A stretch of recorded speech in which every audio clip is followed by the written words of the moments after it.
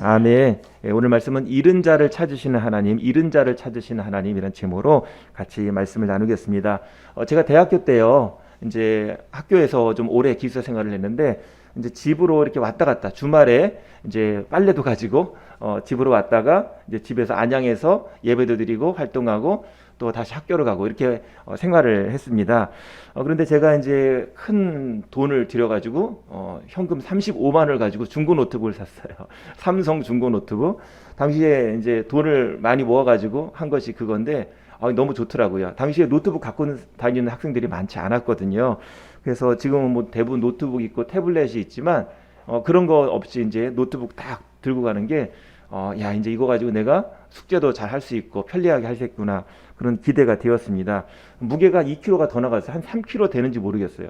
근데 한쪽 매면은 어깨가 뻐근한데 그래도 뭔가 좀 마음이 좋았어요. 근데 이제 전철 타고 이렇게 왔다 갔다 하면서 이거 선반에 놓고 내리면 큰일 난다 라는 생각을 하면서 다녔는데 한 주일이 지나고 그 다음 주에 선반에 놓고 내리고 말았어요. 그래가지고 지하철 유시물센터 전화하고 찾아다녔는데 있을 리가 없죠. 예, 없었습니다. 예, 마음이 참 안타까웠어요. 이게 돈을 오랫동안 모아가지고 그때 당시 거금 35만 원인데 그걸로 샀는데 이 한 달도 못 쓰고 잃어버린 거예요. 그래가지고 참 속상하다 싶었는데 근데 속상한 마음이 오래 안 가더라고요. 왜 그러냐면 대체물이 있기 때문에. 그래도 집에 어쨌든 데스크탑 컴퓨터가 하나가 있고 또 그 아쉬움을 달래줄 친구들도 있고 또 바쁜 일들이 있으니까 좀 있다 보니까 잊혀져 가는 겁니다. 그런데 우리가 그런 잃어버린 것에 대한 충격이 오래 가는 것은 대체물이 없을 때 그때 좀 충격이 오래 가는 것 같아요. 그러니까 소중한 것을 잃은 사람들, 뭔가 좀 대체할 것이 없는 사람들, 그런 마음 가운데 좀 오래 가는 것을 볼 수가 있습니다. 소중한 것을 잃어버리면 우리가 계속 찾죠. 포기하지 않죠. 왜? 소중하기 때문에. 너무 귀하기 때문에 쉽게 포기할 수가 없는 것입니다. 어느 내성적이고 의기소침했던 목사님이요. 나를 바꿔준 귀한 사람이 있다. 내가 초등학교 1학년 때 선생님인데 그 교회 선생님이 내가 말도 잘 못하고 좀 교회에서 좀 어버버한데 내가 상 하나 탔다고 너무 좋아가지고 나를 무릎에다 앉히고 안아주고 했던 것이 너무 좋아서 그때부터 교회에 잘 다니고 열심히 신앙생활을 했다라고 얘기하는 그런 고백을 들었습니다. 또 어떤 분은요, 청소년 때 막 방황을 했어요. 그래서 이제 밖에 나가서 친구들 괴롭히고 돈도 뺏고 막 그런 비행 청소년에 속하는 사람이었는데, 근데 교회 전사님이 그 친구를 예뻐해 주는 거예요. 오면은 반갑다고 잘 지냈냐고 그러고 정말로 마음으로 대해주니까 그렇게 좀 혼란의 시간을 겪지만 교회를 떠나지 않았다는 겁니다. 자기 편이 돼주고 나를 기다려주고, 그러니까 내가 소중히 여김을 받는다는 것이 그 사람을 성장시켰다는 거예요. 그래서 내가 누군데, 나는 내 자신이 별로 이렇게 다른 사람에 비하면 별로 잘날 것이 없는 것 같은데 나를 안아주고 나를 기다려주고 하는 것이 내 자존감을 높였다는 거예요. 내 인생에 어떤 희망, 빛으로서 이렇게 살아도 되겠구나 라는 희망을 줬다는 거죠. 나를 소중히 여기는 사람이 있다는 거, 나를 찾아주는 사람이 있다는 게 우리에게 참 중요합니다. 오늘 말씀은요, 예수님께서 우리를 소중히 여기신다는 그런 메시지입니다. 주님이 우리를 잃어버렸으면 포기하지 않고 찾으신다는 거죠. 잃은 자를 찾으시는 하나님의 사랑이 오늘 메시지의 포인트입니다. 오늘 말씀에 그 비유가 나오는데요. 그 비유의 배경을 보면 모든 세리와 죄인들이 나와왔을 때라고 시작이 되고 있습니다. 1절 말씀 보겠습니다. 모든 세리와 죄인들이 말씀을 들으러 가까이 나아오니. 세리와 죄인들이 있는데 세리를 특별히 구분을 하고 있어요. 세리는 공공의 적이었다는 거죠. 로마에 속해가지고 유대인들의 돈을 빼앗아가는 세리, 특별한 죄인이라는 표시입니다. 모든 세리와 모든 죄인, 이 사람들이 예수님께 나왔다는 거죠. 그런데 이제 예수님 평가는 왜 죄인들과 왜 세리와 함께 하느냐 라고 예수님을 비판하는 거죠. 2절 말씀입니다. 바리새인과 서기관들이 수군거려 이르되 이 사람이 죄인을 영접하고 음식을 같이 먹는다 하더라. 영접, 그들이 오면 환영한다는 거예요. 환영만 하는 것이 아니라 뭐 한다고요? 음식을 같이 먹는다는 거예요. 시간을 내서 그들과 함께 밥을 먹는다는 것. 이것에 대해서 왜 저 사람과 마음을 주고 왜 저 사람과 시간을 같이 보내는가? 우리는 이 죄인들하고 구별되게 살고 있는데 왜 저 예수라는 사람은 그들과 가까이 하는가? 라고 못마땅해 하고 있는 거죠. 왜 특별한 관심을 저들에게 주는가? 라고 이야기를 했다는 거죠. 예수님께서 비유를 통해서 말씀하세요. 우리 4절 같이 읽겠습니다. 너희 중에 어떤 사람 양 100마리가 있는데 그 중에 하나를 잃으면 99마리를 들여 두고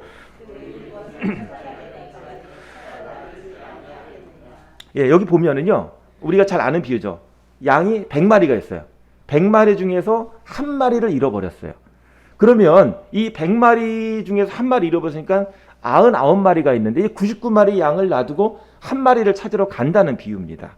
근데 이 비유의 포인트가 뭐냐면 그 한 마리가 누구냐는 거죠. 얼마나 그 한 마리가 귀하길래 한 마리를 찾으러 가느냐. 그 한 마리가 누구냐라는 거죠. 바리새인들과 유대인들은 그 비유를 들으면서 이렇게 생각했을 거예요. 아, 우리는 99마리에 속해 있다. 그리고 저 한 마리는 저 죄인들이다. 저 셀이다. 라고 생각했을 거예요. 우리는 저들과 달라. 우리는 하나님 품에 있어. 라고 생각을 했을 거예요. 그런데 예수님께서 하신 이 100마리 양에 대한 비유는 해석이 그게 아니라 99마리 양은 바리새인과 서기관이 아니라 바로 하늘에 있는 의인이고 잃어버린 한 마리 양이 누구냐? 이 땅에 있는 모든 죄인들이라는 거죠. 바리새인과 서기관들이 잃은 양이었다는 거예요. 그 사람도 잃은 양이었다는 거예요.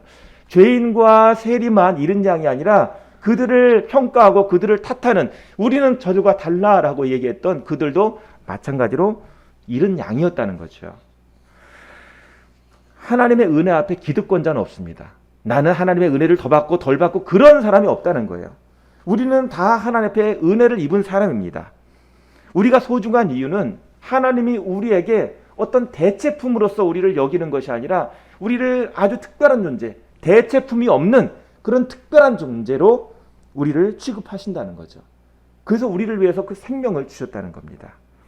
한 영혼을 소중히 여기신다는 것은 우리를 특별한 존재로 여기신다는 거예요. 저는 군 생활을 26개월을 했는데요. 저쪽 강원도에서 했습니다.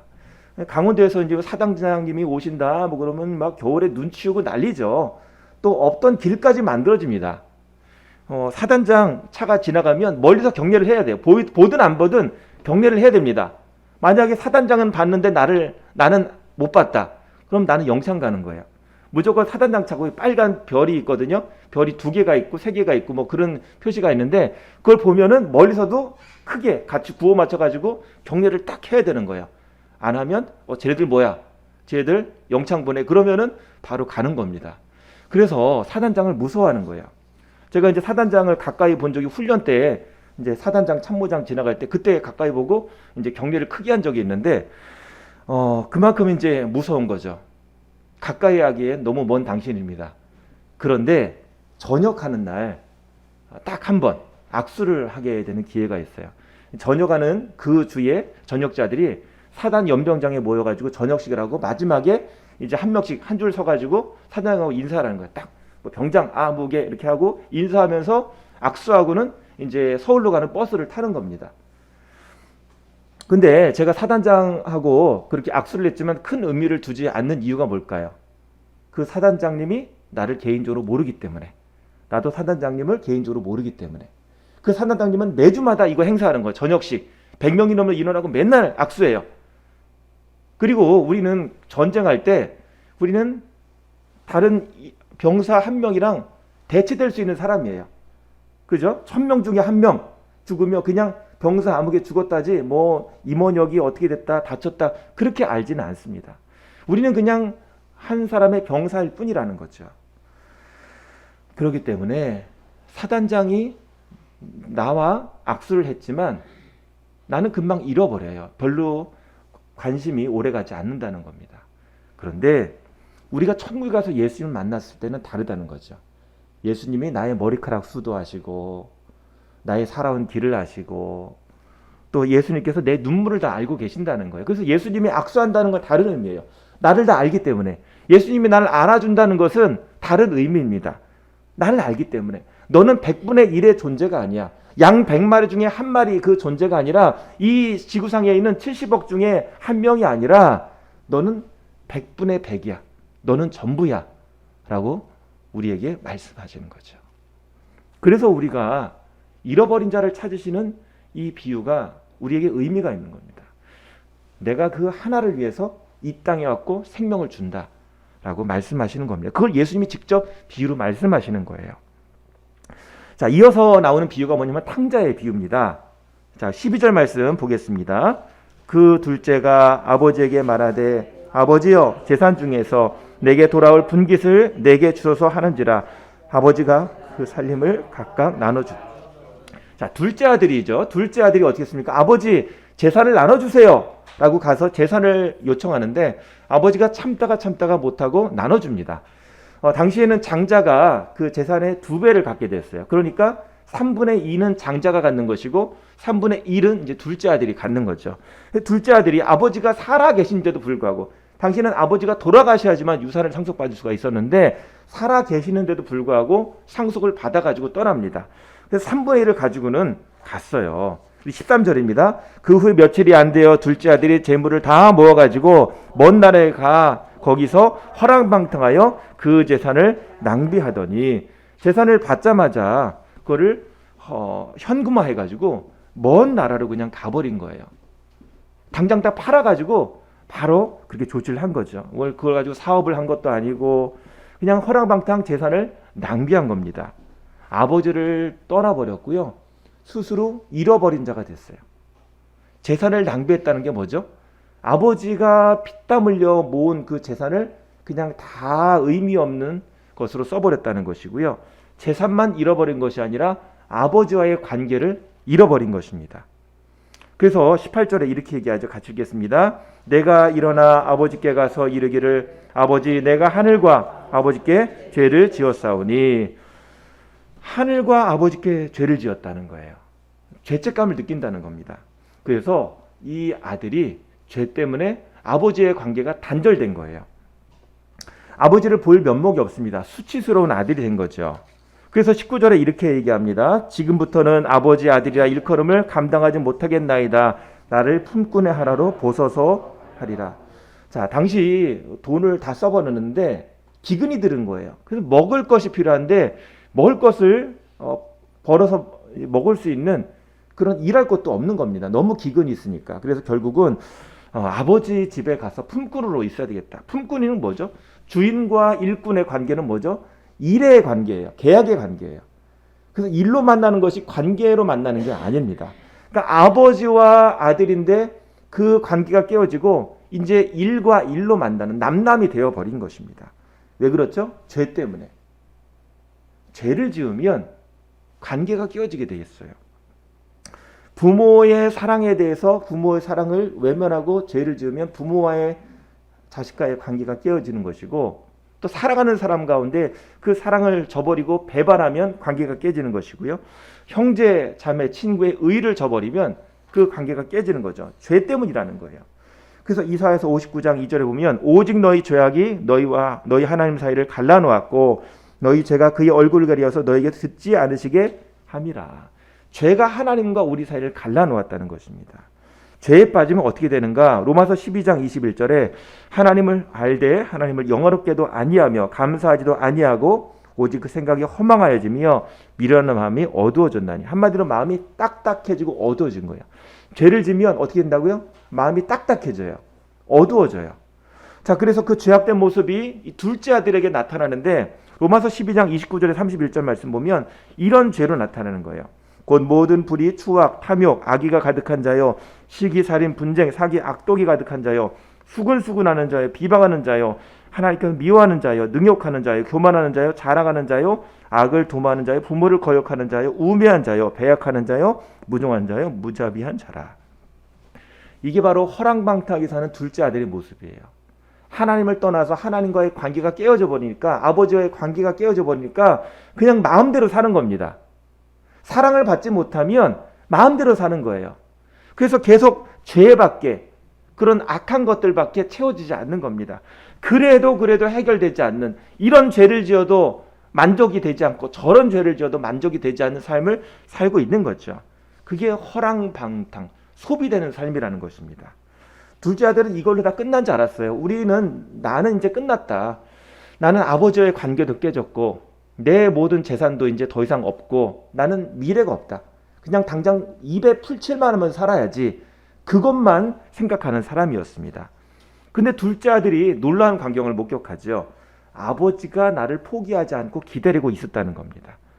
나는 나를 포기했는데 아버지가 나를 포기하지 않으신 거예요. 20절 같이 읽어보겠습니다. 이에 일어나서 아버지께로 돌아가니라. 아직도 거리가 먼데 아버지가 그를 보고 측은히 여겨 달려가 목을 안고 입을 맞추니.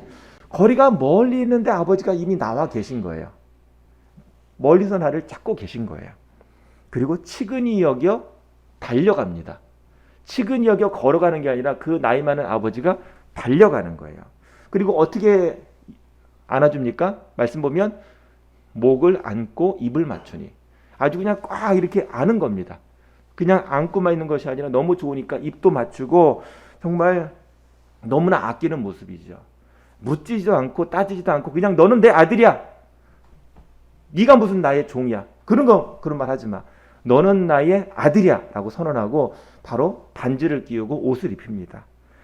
아들이라는 거죠. 다른 거 필요 없다는 거죠. 뭐 제가 죄를 지었고 제가 뭐 잘못했습니다. 아니야. 내가 너를 사랑하고 내가 너를 찾았어. 너는 내가 용서한다 라고 선언하는 거죠. 그래서 24절 말씀 보면 이 내 아들은 죽었다가 다시 살아났으며 내가 잃었다가 다시 얻었노라 하니 그들이 즐거워하더라. 죽었다가 살았다는 표현이 뭐죠? 그 마음속에 아들이 안 보이니까 아들을 잃어버렸으니까 마치 아들이 죽은 것 같은 느낌이 들었다는 거예요. 그런데 그 잃어버렸던 아들을 찾으니까 마치 그 아들이 살은 것처럼 너무 기쁘다는 겁니다. 결국은 이게 아버지의 마음이죠. 아버지의 마음이 너무나 힘들고 무너졌는데 아버지의 마음이 다시 살아났다는 거예요. 아들을 용서하고 기다렸는데 아들이 정말 나타나니까 너무 기쁜 것입니다. 그래서 잔치를 벌이죠. 예수님께서 이 비유를 하시는 것 가운데 두 번째 탕자가 나옵니다. 첫 번째 탕자는 둘째 아들이었다면 두 번째 탕자는 뭐냐면 집안에 있던 탕자, 첫째 아들이에요. 집안에 있던 첫째 아들은요. 둘째 아들을 위해서 동생을 위해서 잔치를 벌인다는 말에 화가 났습니다. 아니 왜 그 못된 놈을 위해서 잔치를 벌이는가. 그래서 집에 안 들어와요. 그냥 바깥에 들판에 나와 있습니다. 그랬더니 어떻게 합니까? 28절 말씀 읽겠습니다. 그가 노하여 들어가고자 하지 아니하거늘 아버지가 나와서 권한대. 이번에 아버지가 또 나오세요. 아까 둘째 아들을 위해서 나와서 기다렸는데 첫째 아들을 위해서 아버지가 나와서 권한대. 아버지가 또 첫째 아들을 위해서 나오는 겁니다. 그러니까 아버지는 계속 나오세요. 참지 못하고 사랑하니까 안타까우니까. 그리고 잃어버린 그 첫째 아들을 찾으십니다. 첫째 아들이 이렇게 항변하죠. 29절입니다. 아버지께 대답하여 이르되 내가 여러 해 아버지를 섬겨 명을 어김이 없거늘 내게는 염소 새끼라도 주어 나와 내 벗으로 즐기게 하신 일이 없더니. 여기 말씀 보면요. 원어의 성경에는요. 한 단어가 나와 있는데 보소서라는 단어가 있어요. 보소서. 이도라는 단어가 있는데 한글 성경에는 안 나타나 있어요. 이게 뭐냐면 보십시오. 따지는 말이에요. 아버지 보십시오 하고 따지는 말이 들어있는 거예요. 아버지 제가 아버지를 위해서 섬겼는데 왜 저한테는 이런 대우 안 해주시고 그 못된 놈이 오니까 그들 위해서 잔치를 벌여줍니까? 왜 둘째만 특별 대우 해줍니까? 라고 항의를 하는 거죠. 이게 바로 바리새인과 서기관의 마음이었다는 거죠. 왜 우리한테는 대우 안 해주시고 저 죄인과 세리한테만 특별히 만나서 얘기해주고 그들을 위해서 왜 식사를 같이 합니까? 라고 비판하는 거죠. 저 둘째는요, 동생은요, 자기 중심적인 놈입니다. 자기만 생각해요. 마음대로 살아요. 죄만 짓고 욕심만 부리고 살아요. 그런데 그렇게 얘기하는 이 첫째 아들은요, 도덕주의에 빠져 있었다는 거죠. 이렇게 살면 괜찮은 삶이야. 나는 괜찮은 사람이야. 라고 도덕주의에 빠졌는데 자기 의에 빠져 있었는데 아버지의 마음은 전혀 이해하지 못하고 내 생각에 빠져 있는 나 이렇게 하면 잘 사는 사람이야. 나 열심히 살잖아. 라고 생각하는 사람이었다는 거죠. 아버지에게 보기에는요. 둘째 아들이든 첫째 아들이든 둘 다 잃어버린 사람이에요. 첫째 아들은 몸까지 떠나버렸는데 마음은 아버지 찾고 있었고요. 첫째 아들은 몸물같이 있었는데 아버지의 마음을 모르고 있었어요. 잃어버린 사람입니다. 둘 다 아버지 하나님께 돌아가야 하는 것이죠. 그래서 예수님께서 요한복음 6장 35절에 이렇게 말씀하십니다. 예수께서 이르시되 나는 생명의 떡이니 내게 오는 자는 결코 줄이지 아니할 터이요 나를 믿는 자는 영원히 목마르지 아니하리라. 목마르지 않는다는 거예요. 목마르지 않는다는 게 뭐죠? 내가 주님 안에서 생명을 공급받는다는 거예요. 다른 말로 사랑을 공급받는 것이고 필요를 공급받는다는 것입니다. 둘째 아들은 돈이면 된다라고 생각하고 나갔는데 그것이 오히려 자신을 무너뜨렸고 자신의 한계를 깨닫게 해주었죠. 그리고 첫째 아들은 내가 아버지와 같이 있으니까 아버지 재산이 내 거야 라고 생각하고 있었는데 아버지에 대한 마음과 사랑은 없었다는 거죠. 그냥 저 둘째 아들 나가 떨어졌고 이제 내 것만 남았다. 이거 잘 보호해야지 하는 생각만 가지고 있었다는 거죠. 자기 의로 사는 사람이든 또 죄로 하나님과의 관계가 끊어진 사람이든 상관없이 주님은 다 사랑하시고 찾아오신다는 거죠. 포기하지 않으시고 100마리 양 중에 한 마리를 잃어버렸는데 그 잃은 양을 위해서 마음을 주시고 찾아오신다는 것입니다. 오늘 주님의 마음이 그 마음이에요. 우리가 어떻게 제자가 되는가? 그 마음을 알 때 제자가 되는 것입니다. 주님의 사랑을 배워야지 알아야지 제자가 되는 거예요. 하나님의 사랑이 우리를 향해서 찾아오는데 그 사랑을 들을 수 있는 주님이 그 문 밖으로 나와서 우리를 찾아 기다리고 우리를 만나 주시는데 그 하나님을 아는 것이 바로 우리의 참된 자녀된 신앙이라는 거죠.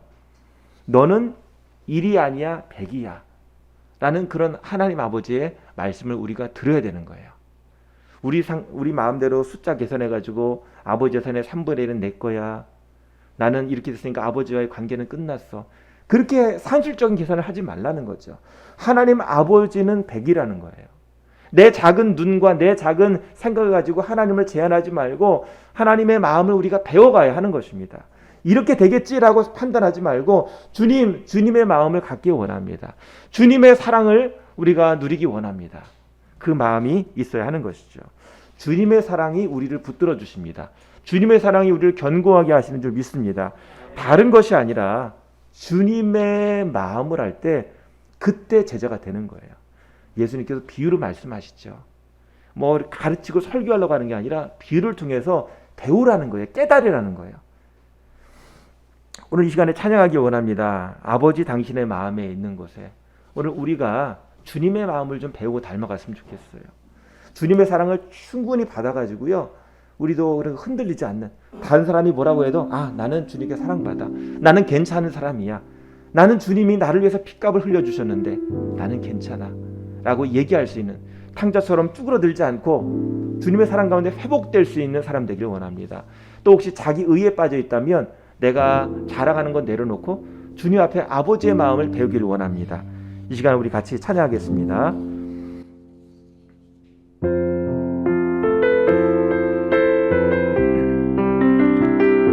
아버지 당신의 마음이 있는 곳에 나의 마음이 있기를 원해요. 아버지 당신의 눈물이 고인 곳에 나의 눈물이 고이기 원해요.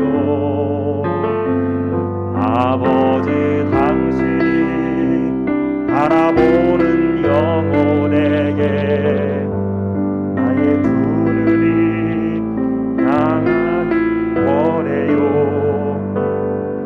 아버지 당신이 울고 있는 어두운 땅에 두 마리 양 나의 마음이 아버지의 마음 알아.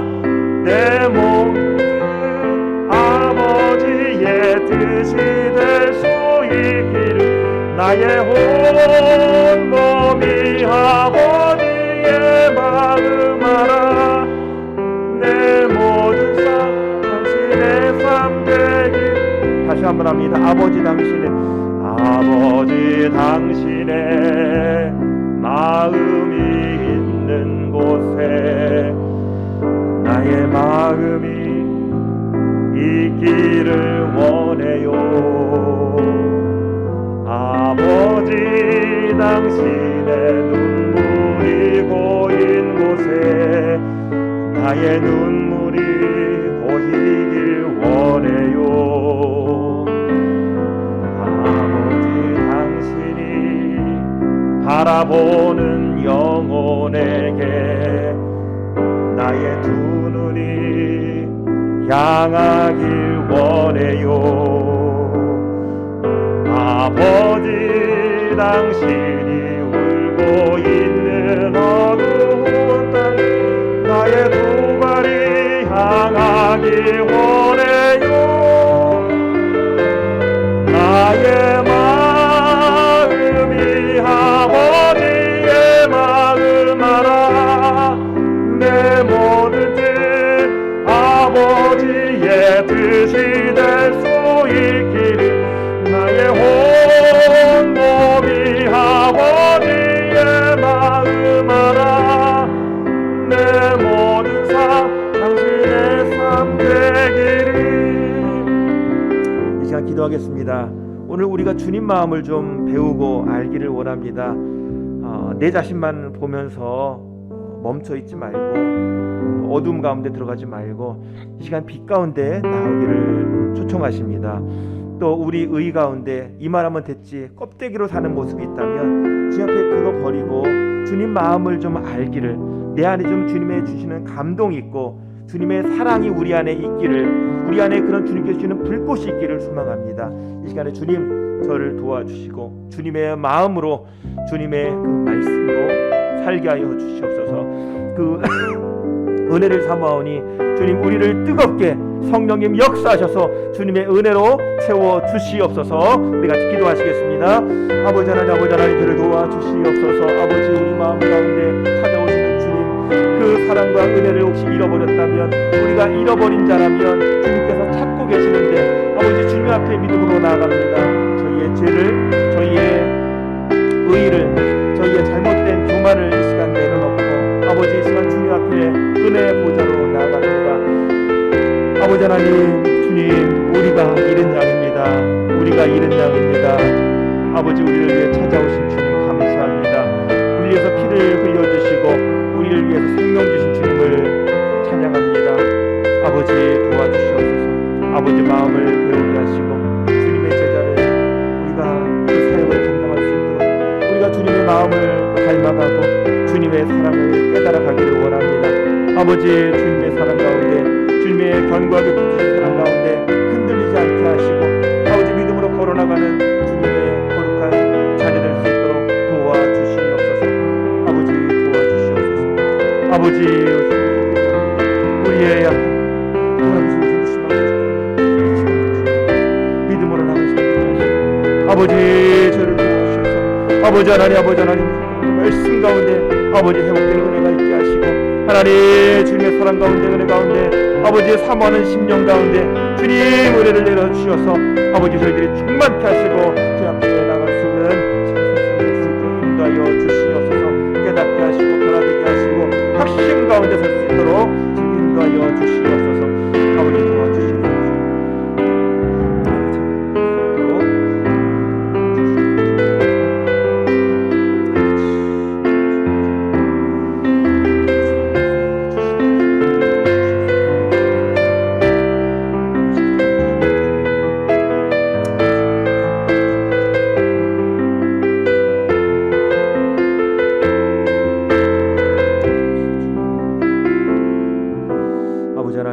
저희를 기다려주시고 찾아주시니 감사합니다.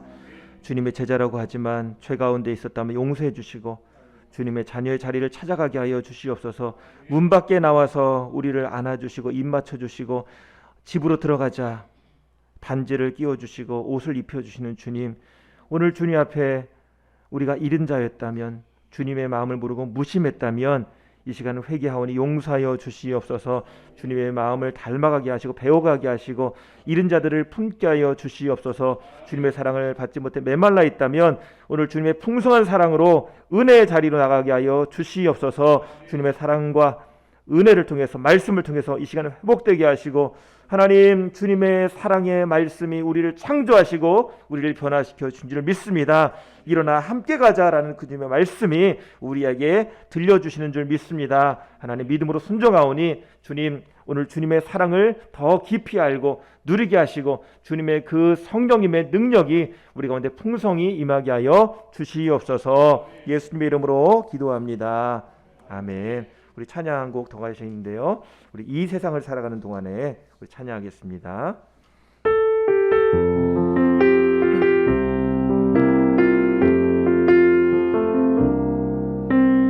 이 세상을 살아가는 동안에 나의 힘을 의지할 수 없으니 기도하고 낙심하지 말 것을 주께서 참 소망이 되심이라. 하나님의 꿈이 나의 비전이 되고 예수님의 성품이 나의 인격이 되고 성령님의 권능이 나의 능력이 되기 원하고 바라고 기도합니다. 주의 길을 걸어가는 동안에 세상에 것 의지할 수 없으니 감사하고 낙심하지 말 것을 주께서 참 기쁨이 되심이라. 하나님의 꿈이 나의 비전이 되고 예수님의 성품이 나의 인격이 되고 성령님의 권능이 나의 능력이 되기 원하고 바라고 기도. 하나님의 꿈이 나의 비전이 되고 하나님의 꿈이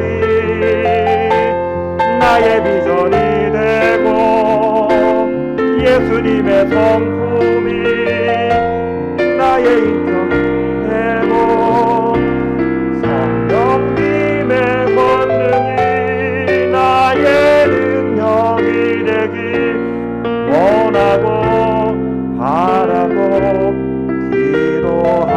기도합니다. 이 시간에 우리 한 번 더 기도할 텐데요. 혹시 내가 포기한 것이 있다면 주님은 포기하지 않으신다는 것을 기억하시고 주님 저는 할 수 없지만 주님이 포기하지 않고 주님이 나를 붙들어주신다면 할 수 있습니다. 주님 오늘 내가 할 수 없다고 생각하는 거 혹시 이것이 주님 앞에 교만은 아닌지요 또 죄는 아닌지요. 이 시간 주님의 사랑 안에서 내 메마른 마음 회복되고 이제 할 수 있습니다 이제 하겠습니다라는 마음으로 다시 한번 변화되게 해달라고 다시 한번 기도하고 제가 마치는 기도하도록 하겠습니다. 마음속에 있는 것들 주님 내가 깨닫지 못하지만 혹시 딱딱하게 굳어진 것이 있다면 이 시간 주님의 사랑과 은혜가 이것을 녹여주는 시간 그 시작이 될 수 있도록 도와주시옵소서. 우리 같이 기도하시겠습니다. 아버지 하나님 우리 마음 가운데 딱딱하게 굳어있는 것이 있다면 나는 못합니다. 나는 이렇게 살아왔는데요 나는 이것밖에 되지 않습니다 라는 그런 마음이 있다면 하나님 오늘 우리가 주님의 그 말씀 가운데 아버지 우리의 생각이 좀 넓어지게 하시고 믿음 가운데 내 껍질을 깨고 나가는 시간 될 수 있도록 주님 도와주시옵소서. 주님 문 밖에 나와서 우리를 기다리며 너는 종이 아니야 너는 계약의 관계가 아니야 사랑받는 존재야 라고 말씀하시는데 오늘 그 주님께서 주시는 그 말씀을 정말 내 마음에 담을 수 있도록 도와주시옵소서. 아버지 우리가 껍데기를 열심히 일만 하면 인정받는 것을 생각되는 것이 아니라 직급과 상관없이 아버지의 마음을 좀 배울 수 있도록, 아버지의 마음을 좀 우리가 닮아갈 수 있도록 주님 저희를 도와주시옵소서. 아버지, 우리 마음 가운데 아집과 이 껍데기, 이 교만함, 다른 사람의 눈치 보고 자꾸 좌절하고 넘어지는 것들 주님 아시오니 주님 용서해 주시고, 이 시간 우리가 주님 앞에 정말 순전한 주님의 자녀로 거듭날 수 있도록 도와주시옵소서. 아버지, 우리가 정말 사랑받는 존재인데 주님 안에서 좀 이렇게 이 형식과 다른 껍데기를 다 내려놔지고 오늘 정말 순수한 아기들의 마음처럼 정말 아버지 앞에 달려갈 수 있는 저희 될 수 있도록 하나님 도와주시옵소서. 저를 도와주시옵소서. 묵상해 주시옵소서. 아버지,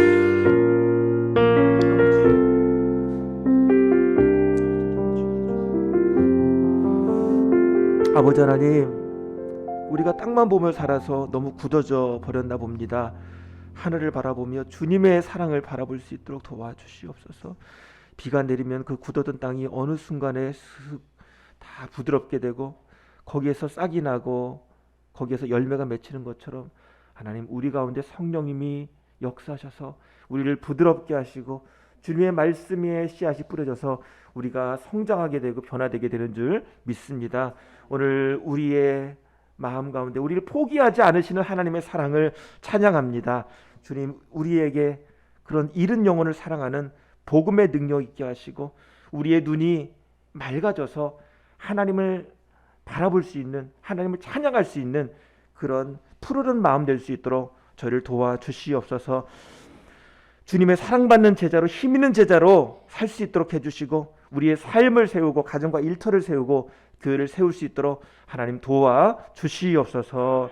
이제는 우리 구주 예수 그리스도의 크신 은혜와 아버지 하나님의 넓으신 사랑과 성령님의 감화교통 인도하심이 오늘 예배를 마치고 잃은 자를 찾으시는 하나님의 사랑 가운데 제가 여기 있습니다, 또 제가 주님의 제자가 되겠습니다 결단하고 그렇게 노력하는 모든 분들에게 지금부터 영원까지 함께 하시기를 간절히 축원하옵나이다. 아멘.